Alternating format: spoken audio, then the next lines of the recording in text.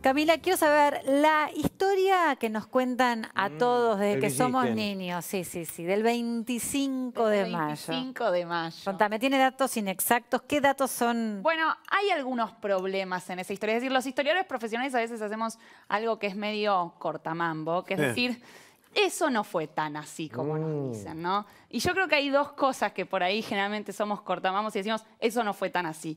Una es esta idea de que en 1810 nació la Argentina.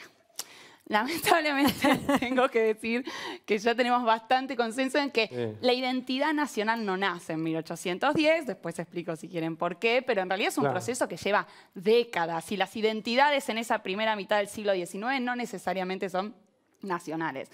Y el otro mito, si se quiere, es esta idea de que ese mayo de 1810 los revolucionarios tenían una voluntad independentista. Es decir, que lo que condujo a la revolución fue un sentimiento nacionalista que venía de hace tiempo. Bueno, pero no fue nuestro primer gobierno patrio, fue. Bueno, fue nuestra primera junta de gobierno. Claro, si no hay que sacarle el nombre al sur. Bueno, no, pero fue el 25 de mayo.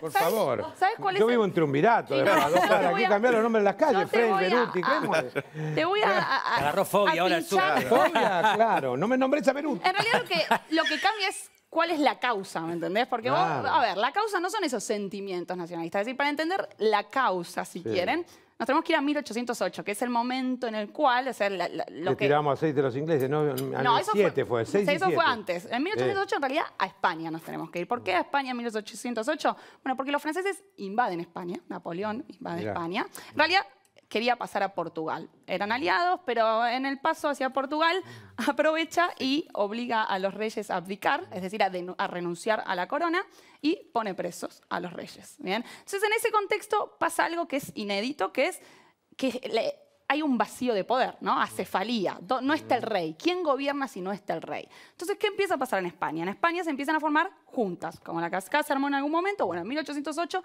los españoles empiezan a hacer juntas. Esas juntas se van a unir en una junta central, que es la Junta de Sevilla, ¿bien? Y esa junta central va a gobernar en nombre del rey Fernando VII mientras Fernando esté preso. ¿Qué pasa entre 1808 y 1810? En ese momento nosotros acá en las colonias dijimos, perfecto, obedecemos a la Junta Central, vamos bien. Pero en 1810 los franceses empiezan a conquistar, o sea, para 1810 ya conquistaron casi toda la península.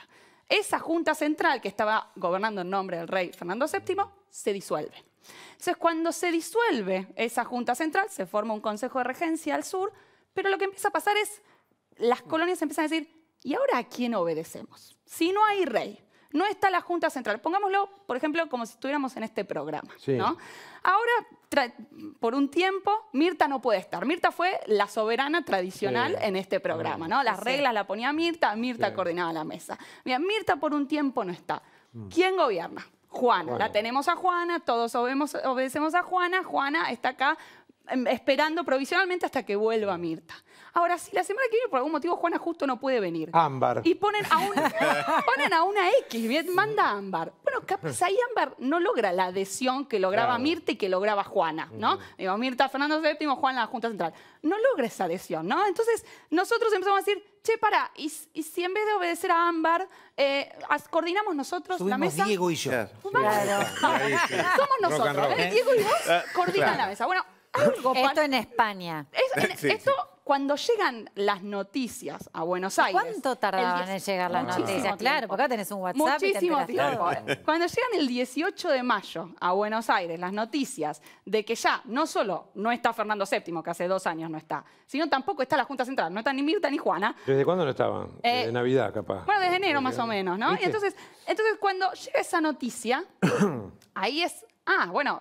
¿Qué vamos a seguir? ¿Obedeciendo al virrey, que en realidad que había sido electo por esa Junta Central que ya no existe? Se le perdió ¿Por qué vamos a...? Entonces, lo que empieza a pasar en esa semana de mayo, bueno, empieza a haber reuniones y se empieza a decir, bueno, formemos una junta, así como los españoles forman una junta. Entonces, le dicen al cabildo que convoque un cabildo abierto. Le dicen al virrey Cisneros y al cabildo, llamen un cabildo abierto. ¿Qué significaba? Que los vecinos más distinguidos de Buenos Aires se iban a reunir en el cabildo a decidir qué hacer.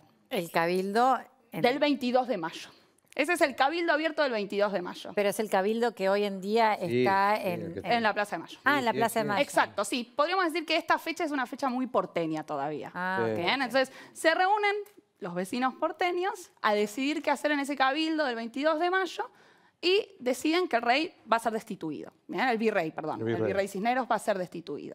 Y que el Cabildo entonces tiene que conformar una junta de gobierno para que gobierne mientras el rey no está. Entonces no hay acá una cosa de independencia, nos vamos a separar de España. No, nosotros vamos a esperar a que vuelva el rey, el que está cautivo. Y mientras esté cautivo, gobernamos nosotros. Claro, todavía se aceptaba la colonización, ser colonia. Totalmente, totalmente. A ver, había ideas reformistas ilustradas dando vueltas de, bueno, capaz podemos, algunas revoluciones tenían ideas más reformistas de cambiar el estatus de las colonias, pero no romper necesariamente con España, ¿no? Entonces, lo que pasa, bueno, el 22 de mayo destituyen al virrey, tienen que armar una nueva junta.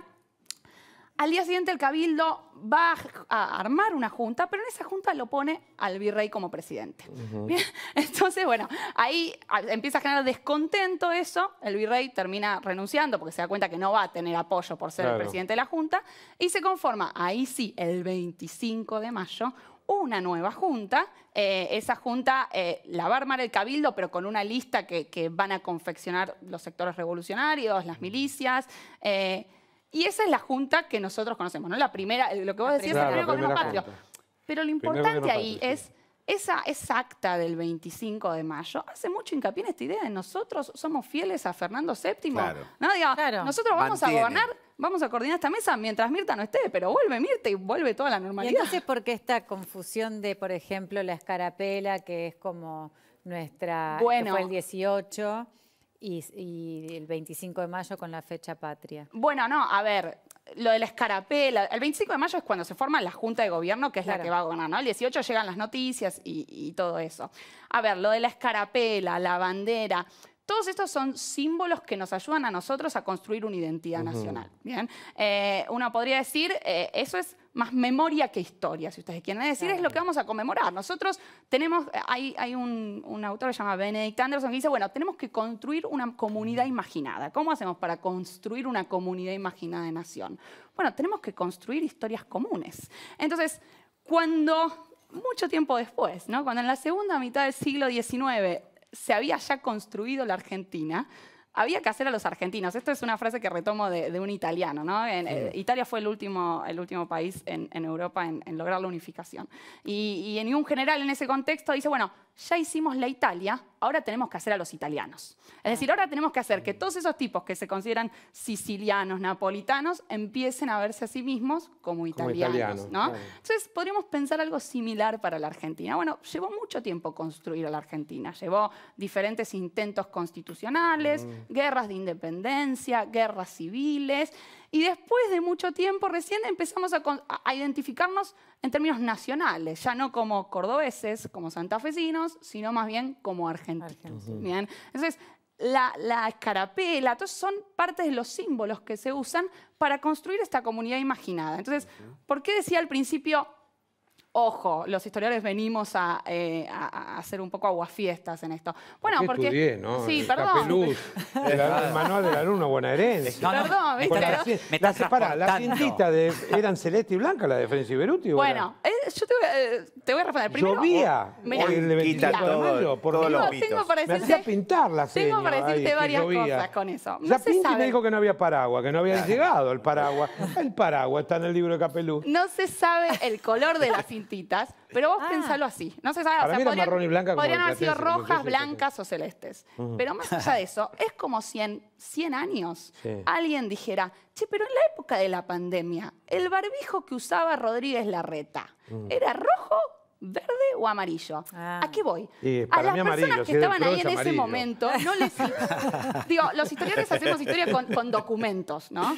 En los documentos, no para, o sea, nosotros estamos muy obsesionados con, bueno, ¿dónde está la evidencia de esto que estamos diciendo? La foto. Bueno, eso no está en los documentos exactamente. Entonces, ¿por qué no está? Y no, porque los tipos estaban viviendo una situación mucho más crítica. Digo, imagínate, repartimos ¿Y qué pasaba con las mujeres? Estaban construyendo... Bueno, eso es otro problema, ¿no? que tenemos, en el sentido de que tradicionalmente estamos en un momento en el cual se trata de buscar todo el tiempo el rol de las mujeres.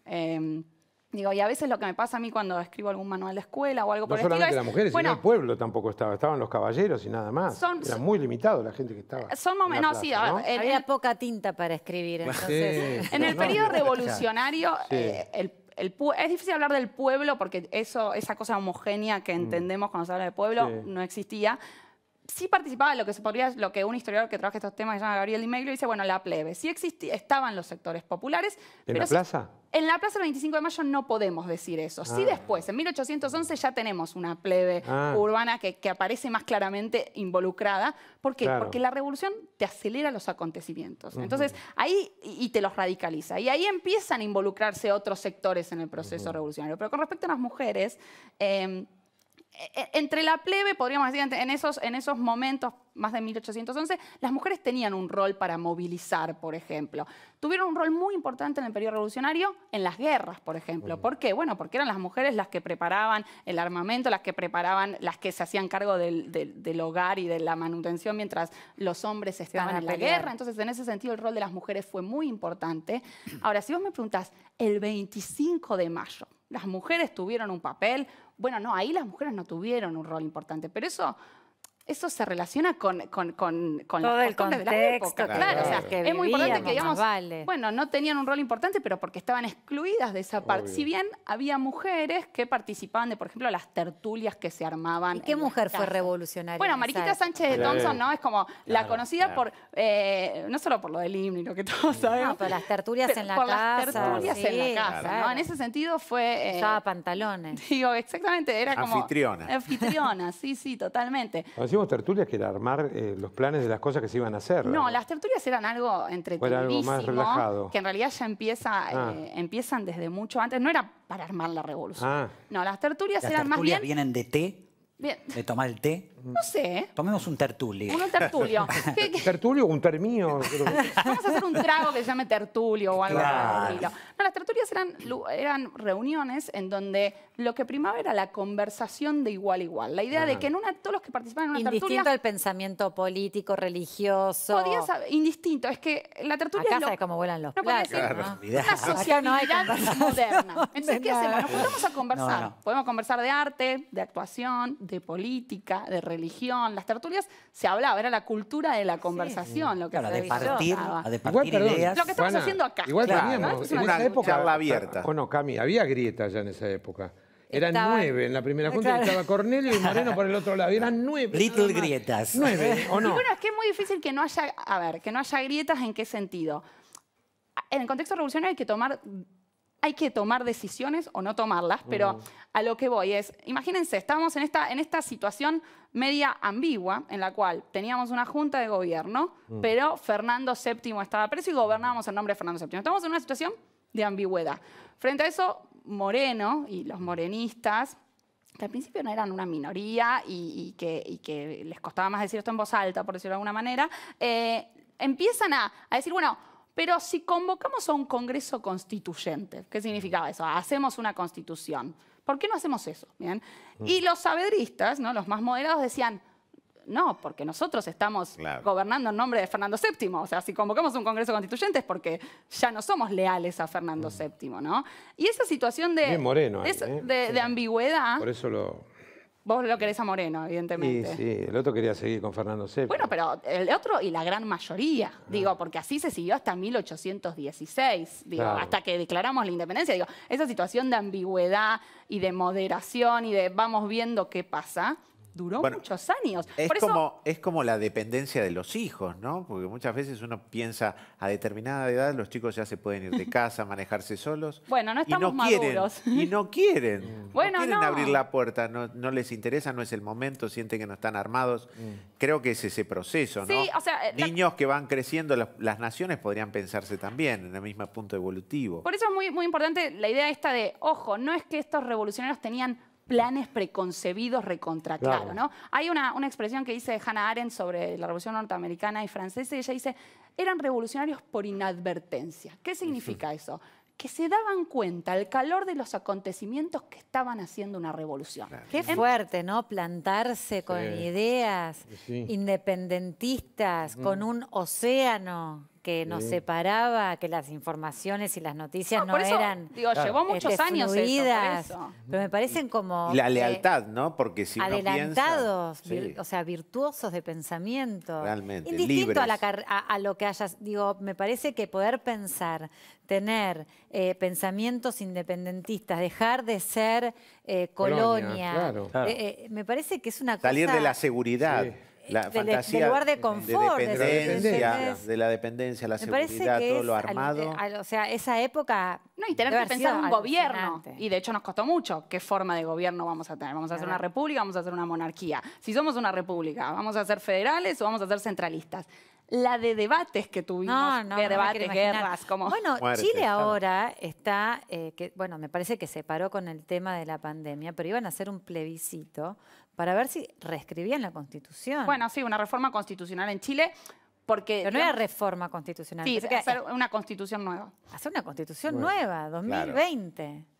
Bueno, a ver, es importante porque ahí la clave es cómo fue el proceso de transición en Chile, ¿no? Entonces, la Constitución chilena tiene lo que algunos politólogos llaman las zonas grises, que son zonas, son aspectos antidemocráticos dentro de la Constitución que son una herencia de la dictadura. ¿Bien? Entonces, en ese contexto, la importancia de refundar.